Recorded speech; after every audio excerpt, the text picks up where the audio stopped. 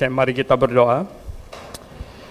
Tuhan, kami sungguh sepakat bahwa setiap hari Minggu pagi kami akan datang berkumpul berjemaat, dan kami akan lakukan ini Tuhan semampu kami, masih bisa berjalan, masih bisa datang.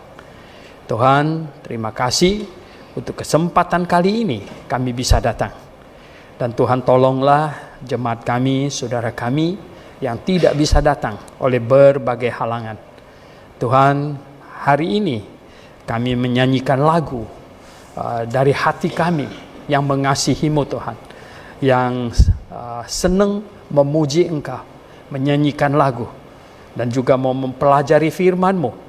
Inilah pokok utama kami datang berkumpul, supaya kami semakin mengenal Engkau, dan dengan demikian iman kami bisa benar, dan kami bisa mengasihi Engkau dengan benar. Tuhan, tolong kami semuanya, dan kemanapun acara ini dipancarkan melalui teknologi, kiranya akan menjadi berkat bagi banyak orang. Kami berdoa dalam nama Tuhan Yesus Kristus. Amin. Silakan duduk jemaat sekalian. Iya, oke. Tadi Diaken Timotius bilang kita masih dalam suasana Natal. Ya. Memang banyak orang tanya saya di internet, Pak Suhento, ada berapa banyak orang gereja Natalnya bulan Juni katanya. Ini kok kamu aneh sendiri? Saya bilang berapa banyak saya tidak survei, tetapi ada juga gitu ya, banyak begitu ya. Karena ada banyak gereja, ya, banyak orang Kristen yang senang ya, mengikuti kebenaran Alkitab, apapun juga resikonya, mungkin tanggungannya ya. Yang penting kita mengikuti apa yang Alkitab katakan. Nah, itulah konsekuensi dari nama gereja kita kan, ya kan, GBIA huruf A-nya apa? Alkitabiah. Ya, itu konsekuensinya, karena kita mau gereja kita betul-betul Alkitabiah, ikut Alkitab. Saya sudah mendengarkan uraian tentang Natal 25 Desember di YouTube, di mana-mana, dan saya tidak mendapatkan bahwa mereka mendasarkannya itu pada Alkitab. Saya mendapatkan bahwa mereka mendasarkannya kepada bapak-bapak gereja. Tahun sekian bapak gereja ini sudah merayakannya begini dan begitu dan lain sebagainya. Tidak ada di dalam Alkitab. Nah, kita punya ini benar-benar sesuai dengan Alkitab. Oke, tadi kita sudah doa. Kita masih dalam suasana Natal dan juga masih dalam suasana ulang tahun ini ya, minggu yang lalu masih ulang tahun. Nah, tema kita maju sambil memandang Kristus. Maju sambil memandang Kristus. Nah, bagaimana kita bisa maju dan sambil memandang Kristus? Sebenarnya khotbah minggu ini sambungan dari yang minggu lalu ya. Jadi begini, kita mesti tahu ya, gereja ini menuju kemana, nah, targetnya apa, dan sebenarnya ringkasnya Tuhan maunya apa yang jadi kepala gereja kita. Maunya Tuhan itu apa? Ya, kita tidak mungkin maju mundur atau bagaimanapun juga kalau kita tidak tahu hal ini. Kita tidak tahu ya Tuhan mau apa, ya, gereja ini mau apa sebenarnya. Baru kita bisa kemudian menilai bahwa ini sudah maju ini, ya, sudah maju, kami sudah maju, bukan mundur gitu. Oke, coba kita baca dua bagian ayat. Yang pertama kita baca di 1 Timotius pasal 2. 1 Timotius pasal 2. 1 Timotius pasal 2 ayat 3 dan 4. Kita baca bersama-sama karena hanya dua ayat. 1 Timotius pasal 2 ayat 3 dan 4. Kalau sudah dapat, mari kita membacanya bersama-sama. 1, 2, 3. Itulah yang baik dan yang berkenan kepada Allah juru selamat kita, yang menghendaki supaya semua orang diselamatkan dan memperoleh pengetahuan akan kebenaran. Semua orang diselamatkan dan memperoleh oleh pengetahuan akan kebenaran. Yang lain lagi kita baca di 2 Petrus pasal 3. 2 Petrus ya. 2 Petrus pasal yang ketiga ya, ayat 9. 2 Petrus pasal 3 ayat 9. Kita baca bersama-sama. 1, 2, 3. Tuhan tidak lalai menepati janjinya, sekalipun ada orang yang menganggapnya sebagai kelalaian. Tetapi ia sabar terhadap kamu, karena ia menghendaki supaya jangan ada yang binasa, melainkan supaya semua orang berbalik dan bertobat. Oke. 2 ayat ini berkesinambungan. Ayat yang barusan kita baca, 2 Petrus ini, Petrus berkata bahwa Tuhan tidak lalai menepati janjinya. Ya, Tuhan tidak lalai menepati janjinya. Mungkin maksudnya di situ begini ya. Alah, kenapa lama Tuhan tidak datang-datang? Katanya mau datang. Ini sudah 2000-an tahun nggak datang-datang. Kenapa Tuhan belum datang? Nah, di sini dikatakan Tuhan tidak lalai menepati janjinya, tetapi ia sabar. Ia sabar, ia menunggu. Mengapa? Karena ia menghendaki supaya jangan ada yang binasa. Supaya semua orang berbalik dan bertobat. Supaya semua orang berbalik dan bertobat, tidak ada yang binasa. Ini yang Tuhan inginkan. Di dalam 1 Timotius tadi pasal 2 dikatakan Tuhan mau supaya semua orang diselamatkan. Tidak ada yang binasa. Tidak ada orang yang masuk neraka. Supaya semuanya masuk surga. Nah, itulah sebabnya luar biasa sekali kasih karunia Tuhan. Ya. Supaya semua orang bisa diselamatkan. Tidak ada satu orang pun yang binasa. Nah, itu keinginan Tuhan. Saudara yang saya kasih dalam Tuhan, bagaimana mencapai itu? Oh, Tuhan sudah memakai segala cara sebenarnya. Dan cara yang terdahsyat. Terdahsyat itu apa? Yaitu bahwa dia sendiri menanggung hukuman atas dosa. Dia sendiri menanggung hukuman atas dosa.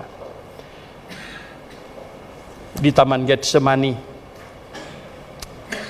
Tuhan berdoa 3 kali. Sekiranya cawan ini mungkin bisa berlalu, biarlah dia berlalu. Tapi janganlah kehendakku yang jadi, tapi kehendakmu lah ya Bapa. 3 kali. Doa demikian sama artinya dengan berkata, jika ada cara untuk menyelamatkan manusia berdosa, tidak perlu dia yang sebentar lagi akan disidang, dicambuk, dipakukan di kayu, kemudian dipakaikan mahkota, dan disalibkan di atas kayu salib. Tidak pakai itu. Ada tidak caranya? Tidak ada. Tidak ada. Caranya cuma satu. Caranya cuma satu. Yesus Kristus naik ke atas kayu salib. Dihukumkan di situ. Sebelumnya dicambuk dulu. Sekitar 40 kali. Hancur badannya. Tidak cukup dengan dicambuk. Dipakaikan mahkota duri. Sehingga menusuk kepalanya. Dan darah pun mengalirlah. Ya. Mukanya merah habis. Ya. Semuanya. Dicambuk. Dan kemudian dipakukan. Mati. Menanggung dosa saya dan dosa saudara. Oh, mengapa perlu begitu? Bukankah Allah tinggal omong satu kata? Kan dia Allah. Allah kan maha kuasa, maha berdaulat. Ya ampuni, selesai. Gitu. Ayo masuk. Gitu. Ya, begitu aja. Tidak bisa. 2 Timotius pasal 2 ayat 13 berkata, ya, dia tidak dapat menyangkal dirinya. Dia tidak dapat menyangkal dirinya. Ya, dia tidak bisa melawan dirinya sendiri. dia tidak bisa bertentangan dengan sifatnya. Dia tidak bisa. Lah sifatnya apa? Selain dia Allah Maha Kasih, dia Allah Maha Berdaulat, dia Allah yang Maha Suci, dan dia Allah yang Maha Adil. Ini semua lengkap. Allah memiliki pribadi yang seimbang. Manusia tidak. Manusia tidak seimbang. Allah memiliki sifat yang seimbang. Maha Kasih, Maha Suci, Maha Adil, Maha apa lagi? Semuanya.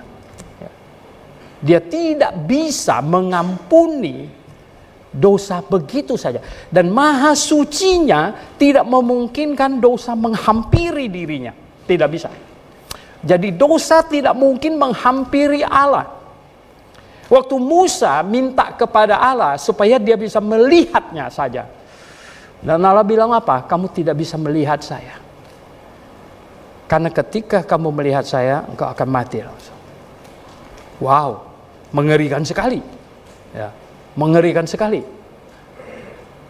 Sehingga di perjanjian lama, setiap orang yang melihat Allah, seperti Gideon ya, dan lain-lainnya, langsung berkata, mati aku, mati aku.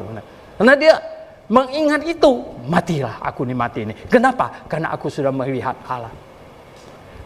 Ternyata Injil Yohanes pasal 1 ayat 18 berkata, tidak ada orang yang melihat Allah. Yang mereka melihat itu siapa?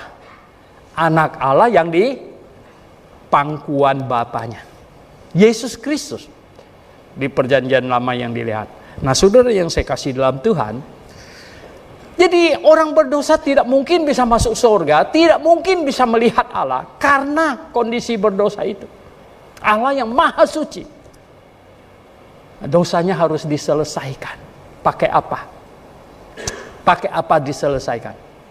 Makanya Tuhan Yesus berdoa, sekiranya cawan ini bisa berlalu.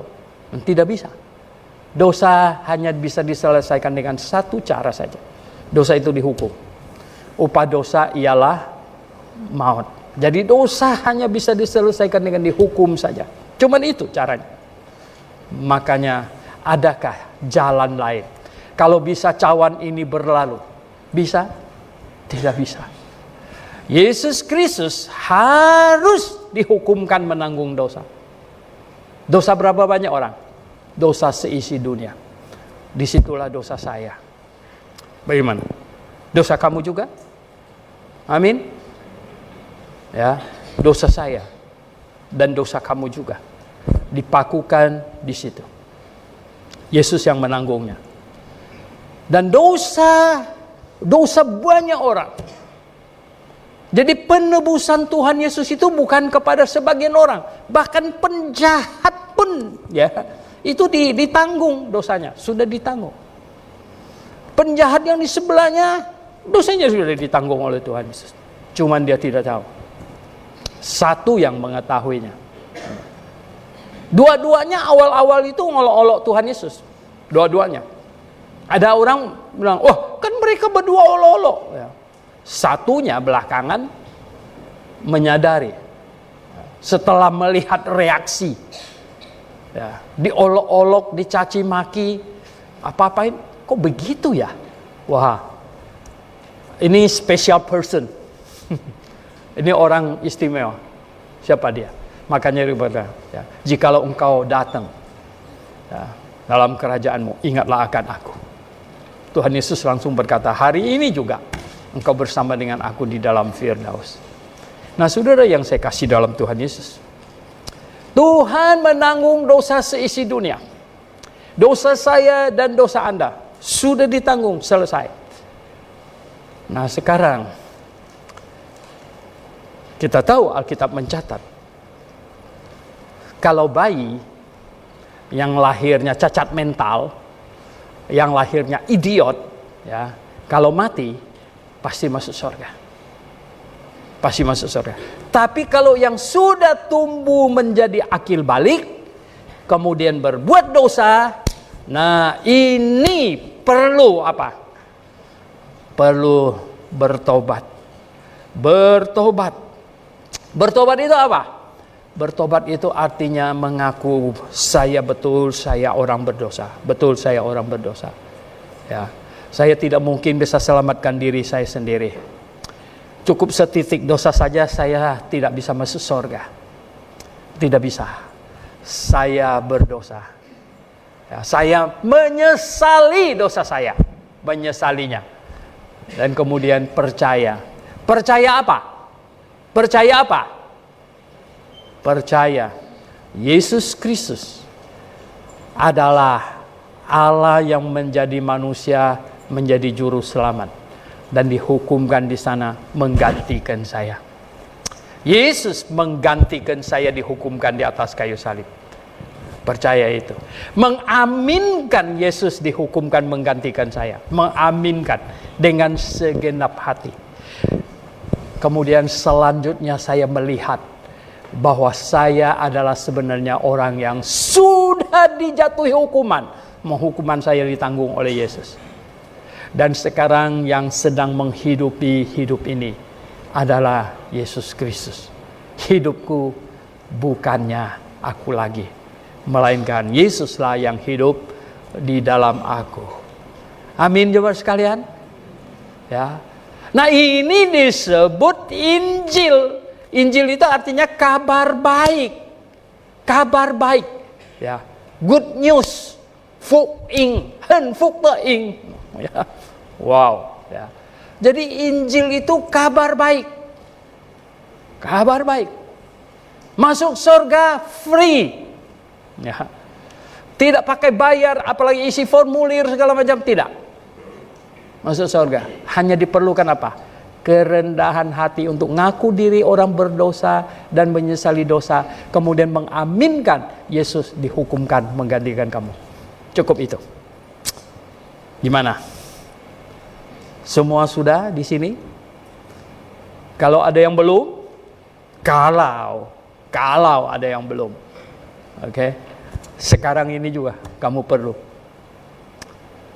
Alkitab mencatat sambil Petrus berkhotbah di rumahnya Cornelius, mereka sudah percaya langsung, sehingga Roh Kudus memenuhi mereka.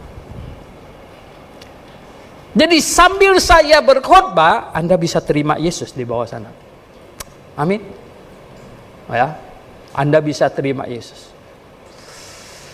Oh, itu yang kita mau. Itu yang Tuhan mau. Nah, itulah kegunaannya. Ya. Anda datang bawa anak duduk di sampingnya. Ya. Anda perhatikan dia dengar khotbah apa tidak? Atau main-main HP gitu. Supaya seperti di rumah Cornelius, sambil Petrus berkhotbah, mereka sudah menerima Yesus, menerima khotbah itu, mengaminkannya dengan hatinya, dan Roh Kudus sudah langsung memeteraikan keluarga Cornelius, dan mereka diselamatkan. Oh saudara yang saya kasih dalam Tuhan, ini kabar baik. Kabar baik yang perlu kita wartakan, kita sebarkan seluas mungkin. Nah, jemaat yang saya kasih dalam Tuhan Yesus Kristus, inilah target kita. Majulah sambil memandang Kristus. Ini target kita. Target Tuhan Yesus itu luar biasa, saudara. Jadikanlah sekalian bangsa muridku. Pergilah, beritakanlah Injil kepada segala makhluk. Targetnya luas, seisi dunia, semua bangsa. Semua bangsa. Sudahkah Injil diberitakan kepada semua bangsa? Wow. Faktanya banyak orang masuk neraka. Banyak orang masuk neraka.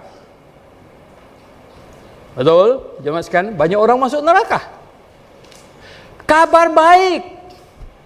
Loh, kenapa banyak orang masuk neraka? kabar baik. Minggu yang lalu saya ada sampaikan, sekurang-kurangnya ada 3 sebab orang yang ada di neraka. Ada 3 sebab. Yang pertama, tidak pernah dengar Injil sama sekali. Tidak pernah dengar Injil. Yang kedua, ada dengar Injil, tapi masih masuk neraka. Ya, ini. Kemudian yang ketiga, yang masuk surga, dengar Injil yang benar, kemudian menerimanya. Nah, ini ada tiga kategori orang. Yang pertama dulu, ini tadi kita bicara Injil yang simple, sederhana sekali, sederhana. Sampai-sampai kita beritakan Injil kepada orang, orangnya terkesima, dan dia berkata apa? Too good to be true. Ya, kok terlalu sederhana? Betulkah hanya begitu caranya masuk surga? Tidak ada hukum yang kita perlu patuhi, tidak ada makanan yang kita tidak boleh makan, tidak apa. Udah. Hanya itu. Betulkah? Ya betul. Mau apa lagi? Ya, macam-macam. Nah, ini Injil. Injil harus diberitakan kepada semua orang, seluas mungkin, semua bangsa. Injil harus diberitakan. Kenapa? Karena ada orang masuk neraka tidak pernah mendengar Injil sama sekali. Masuk neraka karena tidak pernah dengar Injil sama sekali. Untuk zaman sekarang, mungkin sedikit sekali yang demikian. Yang kategori ini masuk neraka karena tidak dengar Injil sama sekali. Untuk zaman sekarang, zaman di mana televisi menjangkau sampai ke ujung-ujung bumi. Bukan cuma televisi, zaman sekarang media sosial, masing-masing punya layar televisi di tangannya, punya handphone. Zaman sekarang, tetapi banyak orang, ya beberapa puluh tahun yang lalu bahkan belum ada handphone segala macam, banyak mereka tidak mendengar Injil sama sekali. Saudara yang saya kasih dalam Tuhan, kalau orang tidak mendengar Injil sama sekali dan masuk neraka, menurut kalian siapa yang salah? Kalau orang tidak pernah dengar Injil sama sekali, masuk neraka, siapa yang salah? Dia tidak pernah dengar Injil sama sekali. Apa itu? Pernah dengar Yesus? Tidak. Apa itu? Siapa itu Yesus? Tidak benar dengar sama sekali. Siapa yang salah? Siapa yang salah? Dia salah, dan orang yang mendengar Yesus lebih duluan dari dia salah. Saudara yang saya kasih dalam Tuhan, mengapa? Karena Tuhan mau terjadi multiplikasi, terjadi estafet kebenaran Injil. Saya mendengar, saya beritakan kepada orang lain. Saya sudah percaya. Karena saya percayalah, maka saya mau memberitakannya kepada orang lain. Karena saya percaya, sangat mempercayai berita itu, saya beritakan. Ada orang tidak senang, marah. Sebenarnya dia tidak perlu marah. Ya. Kemarin saya nonton video pendek. Ada satu orang wanita dimarah-marahin temannya, dia beritakan Injil. Jangan peduli saya, hidup saya. Ya, jangan usik hidup saya. Loh, kok begitu? Dia bilang, kalau kamu main ke rumah saya, kita duduk di ruang tamu, kemudian saya bawa anjing saya keluar sebentar, karena dia kepingin kencing atau bawa berak. Kemudian saya bawa anjing saya, dan kemudian saya keluar ke depan sana, saya lihat ada ular ya, di taman itu. Nah, saya masuk ke dalam di sini, dan kamu juga, kemudian kamu mau keluar. Kalau saya tidak kasih tahu kamu di luar sana ada ular, dan kemudian saya membiarkan kamu keluar ke sana, dan kamu dipatuk oleh ular itu, kamu masuk bilang sama saya, sudah dipatuk oleh ular, dan saya senyum-senyum, dan saya bilang, tadi memang waktu saya bawa anjing saya keluar, saya sudah lihat ular, tapi saya tidak mau mengusik hidup kamu. Ya, saya tidak mau mengganggu kamu, jadi saya tidak kasih tahu kamu di luar sana ada ular. Kira-kira kamu bagaimana? Marah sama saya? Ya. Wow, ya. Temannya diam. Saudara yang saya kasih dalam Tuhan, ya. Itulah ya. Memberitakan Injil itu begitu. Memberitakan Injil itu namanya Injil. Nah, kalau kita beritakan Injil kepada orang, mungkin dia mau marah. Tapi kalau kita ubah sedikit terminologinya, saya ada kabar baik. Kamu mau dengar gak? Gimana kira-kira? Kalau bilang gini, saya ada Injil, saya mau beritakan kepadamu. Saya gak mau dengar Injil. Dia udah mau marah ini. Jangan usik hidup saya. Saya sudah punya agama. Macam-macam. Tapi kalau dia bilang gini, saya punya kabar baik. Mau dengar gak? Kabar baik. Kabar baik apa? Omonglah, kasih taulah. Enggak, saya punya kabar baik. Kamu mau dengar enggak dulu? Kabar baik apa? Omonglah. Jadi ini, bilang kabar baik dia mau. Bilang Injil, nggak mau dah. Nggak mau. Ya. Saya mau beritakan Injil sama kamu. Nggak mau? Ya. Jangan ganggu saya. Jangan usik hidup saya. Macam-macam. Tapi saya ada kabar baik untuk kamu. Mau nggak? Wow. Sampaikan cepat, cepat. Ayo sampaikan cepat. Ya. Yesus sudah menanggung semua dosamu. Ya. Semua dosamu Yesus sudah tanggung. Startnya begitu. Beda. Saudara yang saya kasih dalam Tuhan Yesus, mengapa orang sampai jatuh masuk ke neraka? Karena tidak pernah mendengar Injil. Siapa yang salah? Dia sendiri memang ada salah. Nomor 2, orang yang duluan tahu tentang Injil dan sudah percaya, tidak menyampaikan kepadanya, ikut salah. Begini. Bagaimana saudara yang saya kasih dalam Tuhan?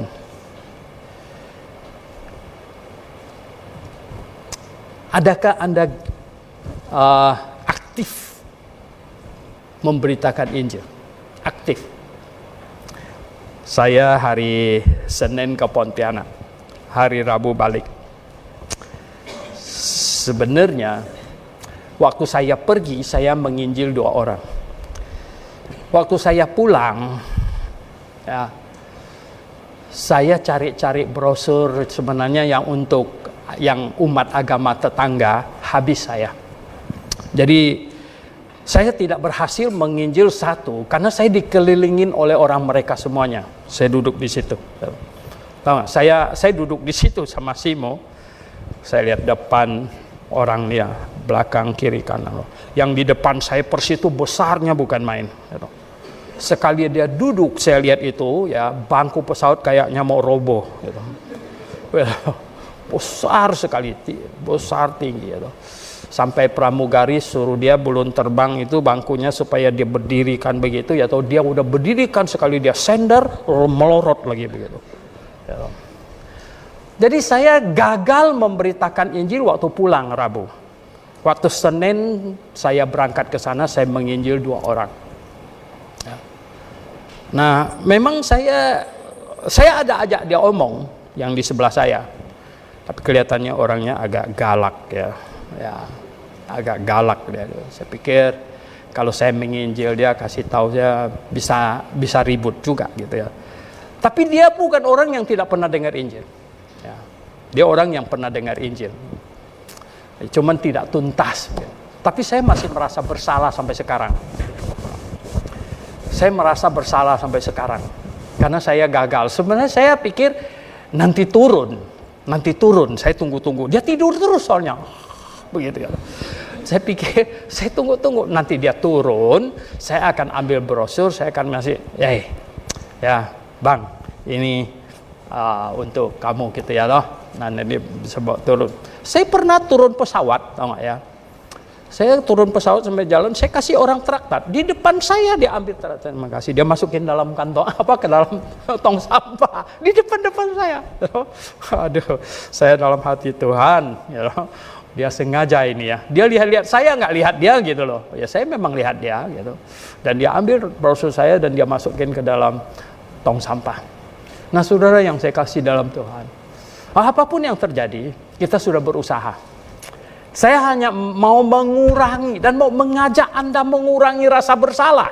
Saya dari Rabu sampai hari ini merasa bersalah karena saya menunggu sebenarnya, saya pikir ini nanti ya toh, pas kita sudah mau tiba, mau turun, saya kasih dia brosur, nanti dia simpan, nanti dia baca kapan. Pada waktu kita sudah landing, saya tanya Simo, ada banyak brosur di tempat kamu?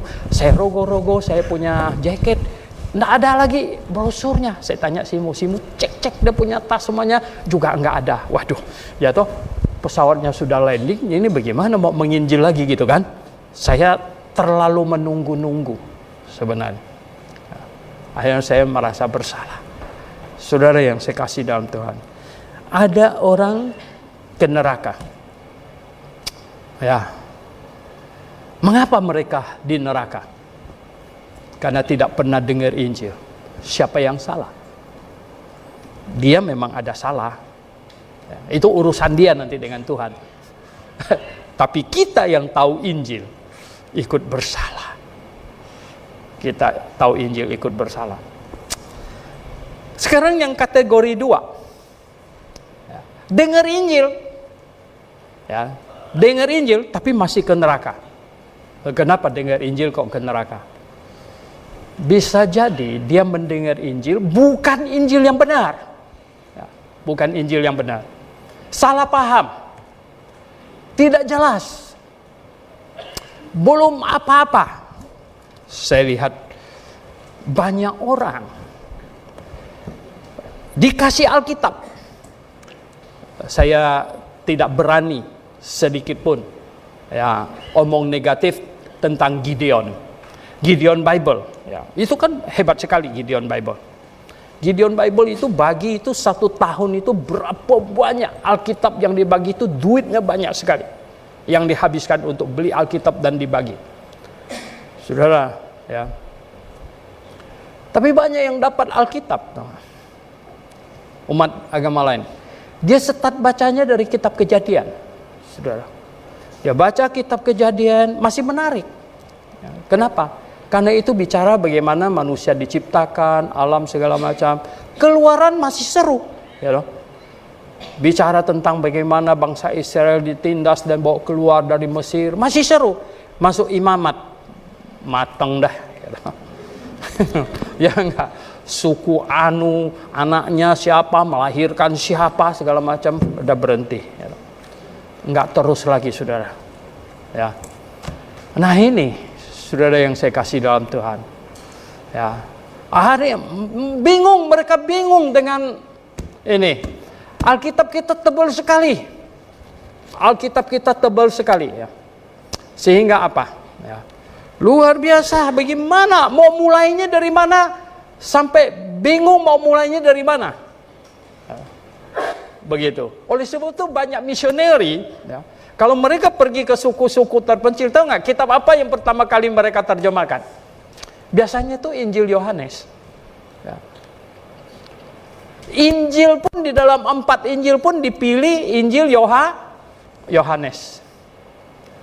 Kalau belum apa-apa sudah dikasih ya dong. Kitab Ibrani, bingung dia. Ya. Nah, saudara yang saya kasih dalam Tuhan. Ya. Jadi Injil diberitakan, ada orang mendengar Injil tapi tetap tidak ke surga, masuk neraka juga. Masuk neraka. Masalahnya di mana? Masalahnya di mana? Kenapa orang dengar Injil masih masuk neraka? Jawabannya mirip tadi. Yaitu yang bersangkutan ada salah, tapi nanti itu urusan dia dengan Tuhan. Yang bersangkutan. Lalu orang Kristen yang sudah mengerti ada salah nggak? Ada salah. Tuhan akan tuntut kita. Ya. Kita ini orang yang mengerti kebenaran. Kadang-kadang ya, kita dalam mengajak orang untuk datang, bahkan mengajak orang ikut seminar, itu pun pakai hikmat. Simu pasti ingat, saya selalu ngomong. Dulu ada jemaat kita, saya seminar doktrin gereja, dia bawa ibunya yang belum percaya Tuhan. Ya, menurut Anda nyangkut nggak ini? Seminar doktrin gereja, eklesiologi, tentang gereja yang benar, yang salah. Dia bawa ibunya yang belum percaya Tuhan. Tambah mendengar, matanya tambah membelalak. Ya kan? Ini gimana ini? Waduh, gereja kacau nih. Gereja universal, gereja lokal, apa itu? Ya enggak? Wadah, antikristus lagi. Ya, segala macam. Baptisan banyak macam, ada yang salah, ada yang benar. Ya. Menurut Anda dia bisa percaya Tuhan enggak? Ibunya itu enggak mau. Enggak bisa. Nah, siapa yang salah kalau sudah macam begitu? Saudara yang saya kasih dalam Tuhan Yesus Kristus. Iya, nanti di hadapan Tuhan segalanya akan diadili dengan baik. Tapi orang Kristen sebenarnya banyak salahnya. Kita salah. Banyak orang percaya kepada Injil, sudah dengar Injil. Oke, ini dia salah paham, dia tidak mau terima. Percaya dengar Injil tapi tidak terima. Bagaimana dengan sebagian mendengar Injil dan percaya Injil tapi masih pergi ke neraka? Persoalannya sekarang apalagi ini? Ternyata Injil yang dia imani Injil yang salah. Injil yang dia imani Injil yang salah. Saudara yang saya kasih dalam Tuhan Yesus Kristus, yang sudah mengikuti seminar tentang soteriologi, ya, tentang keselamatan, itu ada satu slide saya yang seringkali saya tampilkan, yang latar belakangnya ada ular itu. Masih ingat? Yang latar belakangnya ada ular itu. Ya. Itu tipu muslihat iblis. Mengurangi dan menambahi Injil. Mengurangi dan menambahi Injil. Akhirnya menghasilkan Injil yang tidak menyelamatkan lagi. Karena Injil dikurangi dan Injil ditambahkan sesuatu. Oh, saudara yang saya kasih dalam Tuhan Yesus Kristus. Tadi malam saya sama Simo. Ini ada orang kirim. Ini ya, kadang-kadang saya mana ada waktu untuk semua orang. Pak Suhento, coba tolong nilai video ini benar apa salah. Ya, semua orang kirim saya video, gimana saya nonton semuanya gitu. Kan repot ya. Tapi ada yang kirim, tahu nggak videonya? Anda tahu peristiwa belakangan ini terjadi di Kupang? Ya. Ada pengkhotbah karismatik di situ bikin KKR, kemudian ada banyak orang yang dibaptis. Akhirnya terjadilah ribut-ribut, bukan cuma di Kupang, masuk ke media sosial. TikTok semuanya ribut di situ, Saudara. Oh nah, tadi malam saya disuguhkan ini ada yang bikin KKR di Kupang itu, dikutip videonya. Kemudian dinilai oleh big boss dari gereja di PRJ yang besar sekali, Anda tahu kan? Anda tahu itu ya. Saya tidak usah sebutkan. Lumayan tua dia. Saya sebenarnya tidak tertarik untuk mendengar dia khotbah gitu ya. Tetapi karena saya disuruh untuk menilai, jadi saya lihat, saya dengar ya. Saya dengar suaranya aja, saya punya HP taruh di perut saya gitu. Saya baru kaget dengan pernyataannya. Ya, ini yang sesat lawan yang sesat. Jadi kita jadi bingung di tengah-tengah gitu.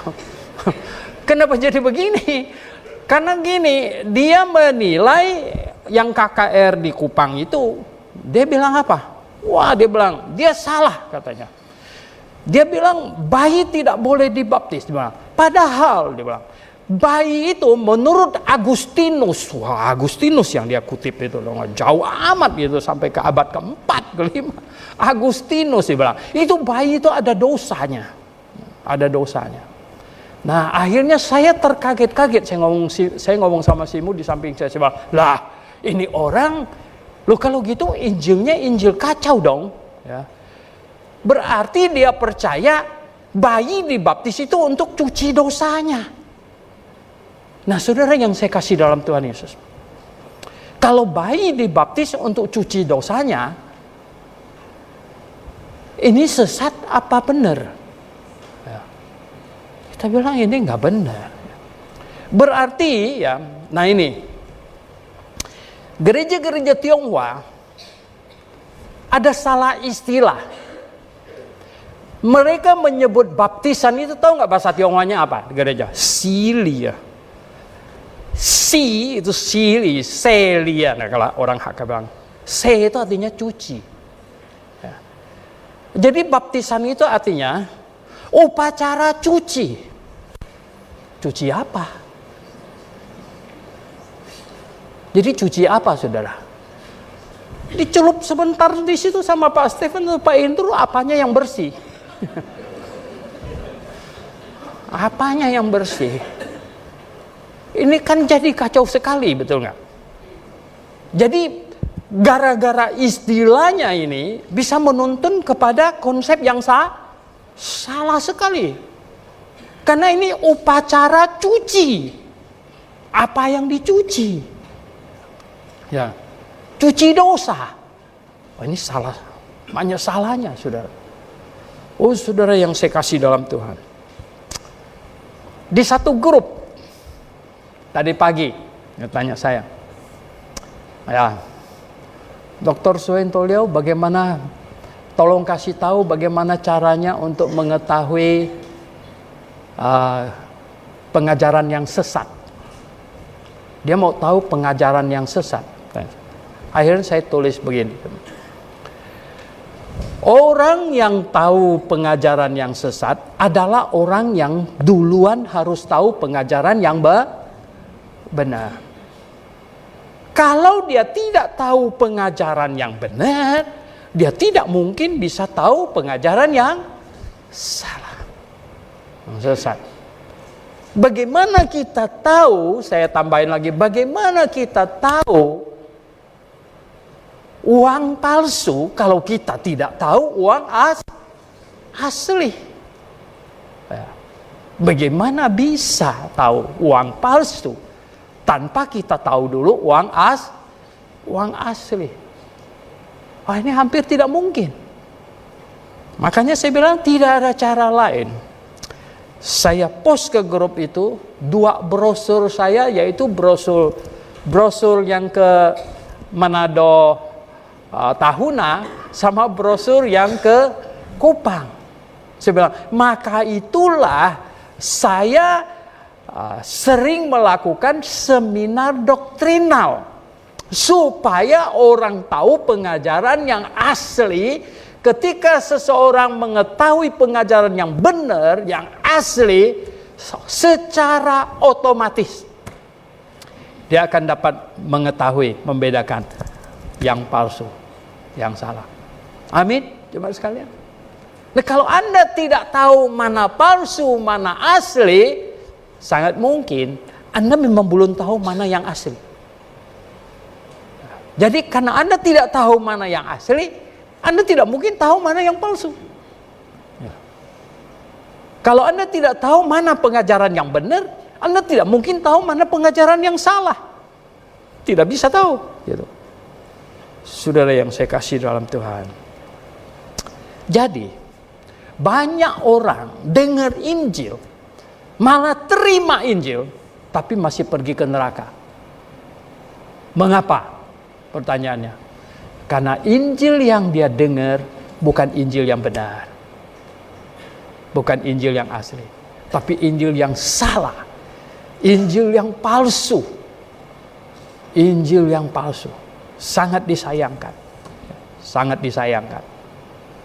Saudara yang saya kasih dalam Tuhan Yesus. Injil yang dikurangi. Injil dikurangi. Injil yang ditambahkan. Ditambahkan. Tambah dengan macam-macam. Tidak mungkin bisa menyelamatkan lagi. Sudah terjadi penambahan. Nah, kemudian yang ketiga, mendengar Injil yang benar, ya, tapi masih masuk neraka.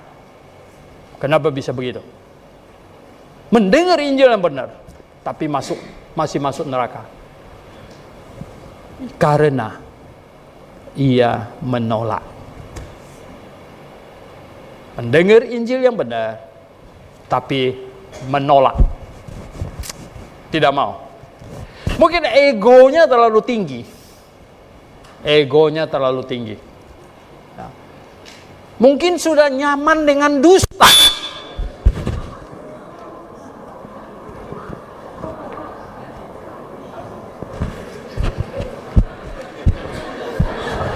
Halo? Ya. Apa ini yang salah? Ya. Ini sound system kita masih dalam perbaikan. Ya. Okay. Saya kaget sampai lupa nanti apa benar ya. Saudara yang saya kasih dalam Tuhan. Dengar Injil yang benar. Benar. Orisinil.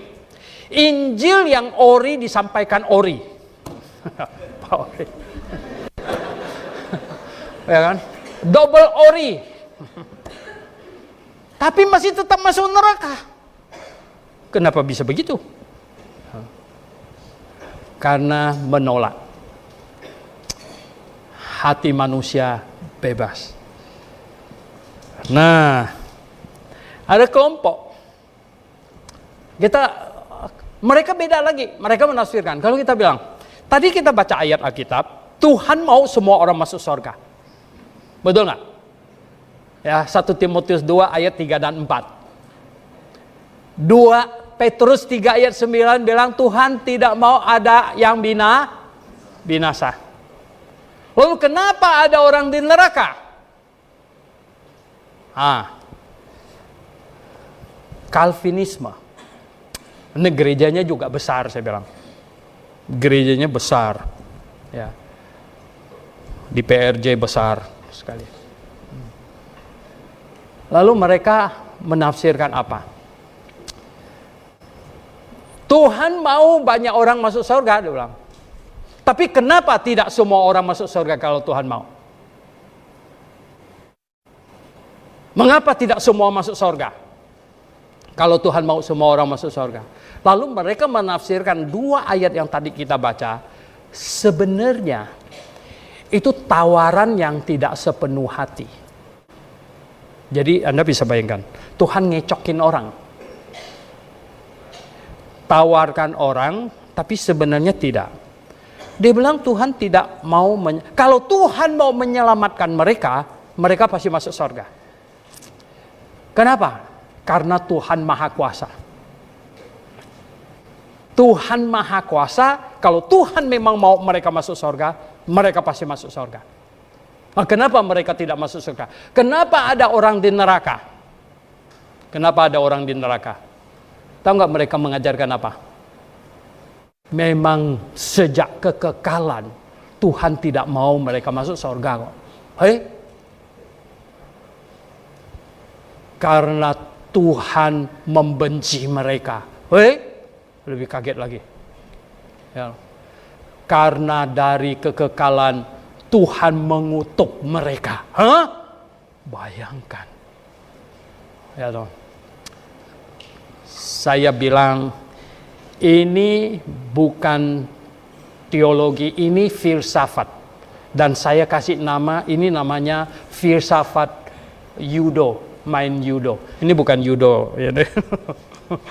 Main judo kan gini. Ya, saya SMP belajar judo waktu SMP. Orangnya diangkat, dibanting. Semakin angkatnya semakin tinggi, bantingannya semakin kenceng. Ya. Kalau cuman pendek begini, syuk gitu, itu sih nggak sakit gitu. Tapi kalau bisa angkat tinggi begitu, ampas. Ya.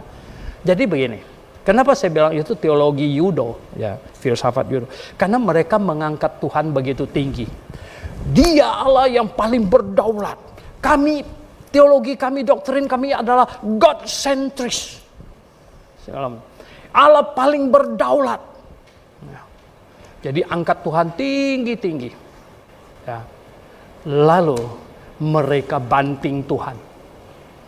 Dengan cara apa banting Tuhannya?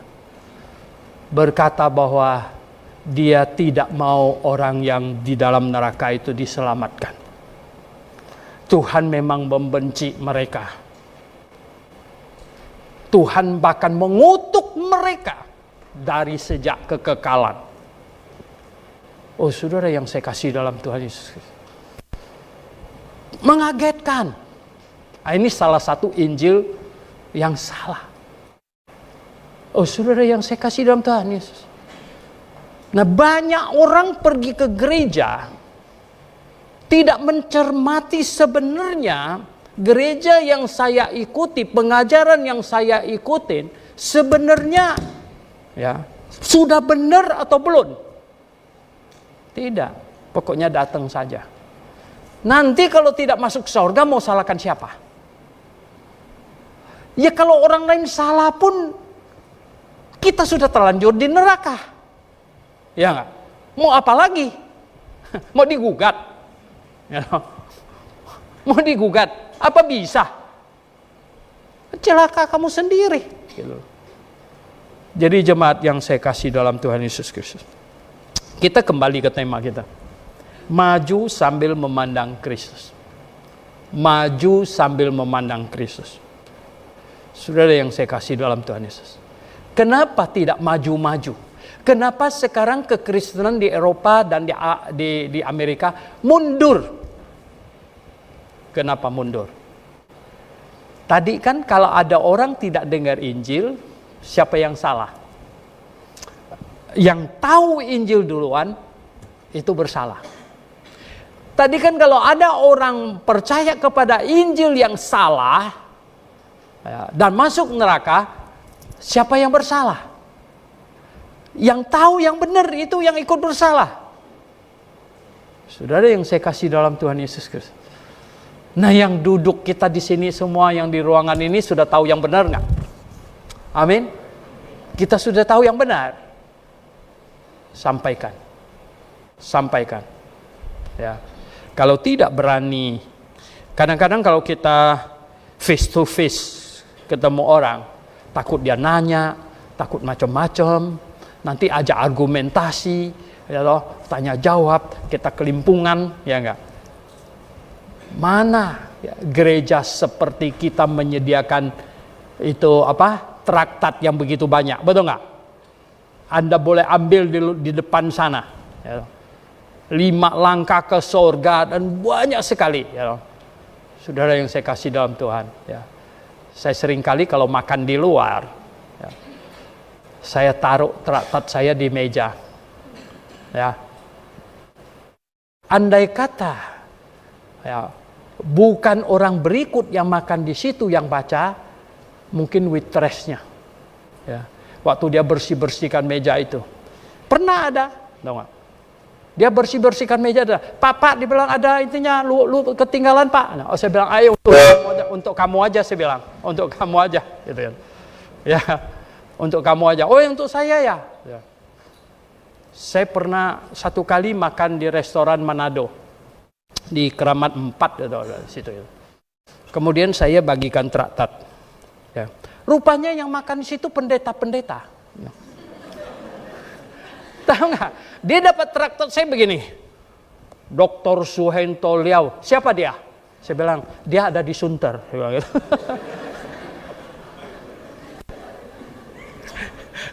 Kalau saya mau, sayalah dia. Mereka, hah? Mereka ambil traktat saya. Oh, Dr. Suhento Liao ya? Siapa ya dia? Saya bilang dia ada di Sunter, Pak. Kan nggak ada foto di situ loh. Nggak ada foto. Oh, dia ada di Sunter. Saudara yang saya kasih dalam Tuhan. Kita perlu action. Kalau mau apa? Maju. Kalau tidak action, itu tidak mungkin maju. Ya. Kekristenan di Eropa, di Amerika, Kristen yang Alkitabiah, terlalu di dalam comfort zone. Ya. Comfort zone. Di luar panas, di dalam temperaturnya enak. Mau keluar rasanya malas. Ya. Mau keluar rasanya malas. Aduh ya, panas. Wah, Pontianak panas. Panas sekali. Ini bulan-bulan begini di Pontianak panas sekali. Rasanya nggak mau keluar dari mobil. Ya, di mobil kan AC-nya di. Inilah ya, kekristenan di Eropa, Amerika. Makin hari makin yang fundamentalis makin berkurang. Siapa yang salah? Siapa yang salah? Ya. Semua kita harus ikut bertanggung jawab. Kalau kita tidak maju. Amin? Oke, mari kita berdoa. Mari renungkan, jemaat yang dikasihi Tuhan. Ada Injil yang benar di tangan kita. Kabar baik. Kabar baik. Tinggal bagaimana kita membagikannya kepada sebanyak mungkin orang. Ketahuilah, ayat Alkitab sudah kita baca. Tuhan menghendaki semua orang diselamatkan. Tuhan menghendaki semua orang bertobat dan mendapatkan keselamatan, masuk surga. Tapi mengapa ada orang di neraka? Kita perlu bertindak, bereaksi. Kita perlu agresif. Tuhan, tolong kami merenungkan firman-Mu, keinginan-Mu, supaya kami, anak-anak-Mu, yang telah Engkau selamatkan, yang mengasihi-Mu, yang ingin melakukan kehendak-Mu, dengan sepenuh hati Tuhan, menyerahkan diri untuk dipakai jadi alat-Mu Tuhan. Terima kasih. Dalam nama Tuhan Yesus kami berdoa. Amin.